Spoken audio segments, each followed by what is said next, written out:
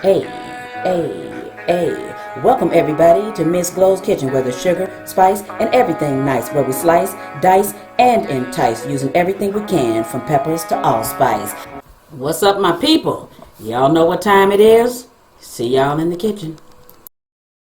A Parmesan encrusted pork chop is on our menu today. Here's what you need to make this easy recipe. Pork chops, of course. Pork chops. You need breadcrumbs if you have panko. That'll work out. Ranch seasoning, Creole seasoning. I use Tony Chachere's, and grated Parmesan cheese. That's it. That's all. Plus your oil for frying. Now y'all know what I always say. Ain't nothing to it but to do it. So let's get to it. So you want to put some ranch seasoning in the breadcrumbs. All right.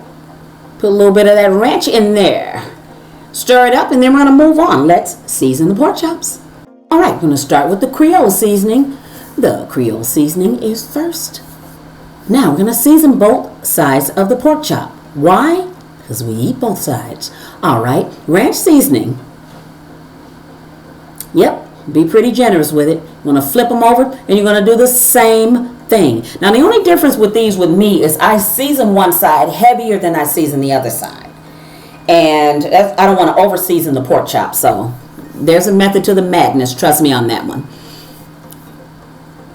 All right, so we're going to get the ranch seasoning on here, and then we're going to bread these bad boys. All right, so you're going to get the breading on here. You're going to press that pork chop down into that breading. If you want to shake it up in a bag, or you want to actually shake it up in a bowl or something, you can. That might work for you.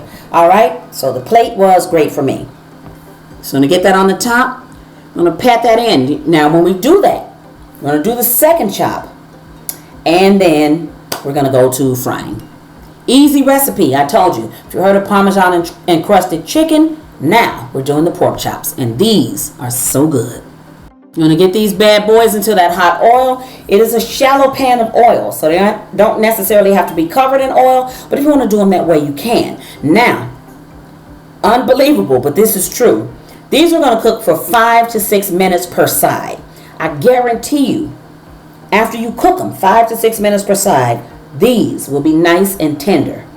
Really, I didn't think so either, but trust me, tried it, it does work. Really good. I had it on bread, so I kind of made myself a pork chop sandwich, if you will. But y'all, you have to try these. These are really, really good.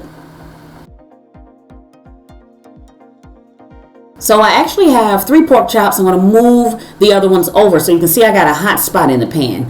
So right there at the bottom, you can see that one turned a little darker than the other one, but that's actually okay. That's good. Just don't burn it. Make sure you don't do that. All right, so same thing. You're going to time these because you're going to make sure, because we got a new pork chop in there, so we're going to make sure. And if you're a newbie in the kitchen and you're not sure if you should be putting your meat in with the meat that's already cooked, don't do it. Don't do it, because always err on the side of safety for yourself. So if you're not sure, don't. Just let your other pork chops cook and then put the other ones in. But for me, I'm a seasoned vet, so I do some things sometimes. But anyway, again, time these. I tell you, at the end of that 10 to 12 minutes, you got this. So time it between that and look at the color of your pork chop. So don't go past 5 to 6 minutes per side, or you're going to burn that chop. All right, so here's what it looks like. All right, so I'm going to pull your chop out the pan, and that's what you're going to get. Check that out. So thanks for watching, everybody, but y'all gotta go make these. Get in that kitchen. This is comfort food at its best. All right, see y'all next time. For more great recipes, tips, and ideas, check out some of my other videos.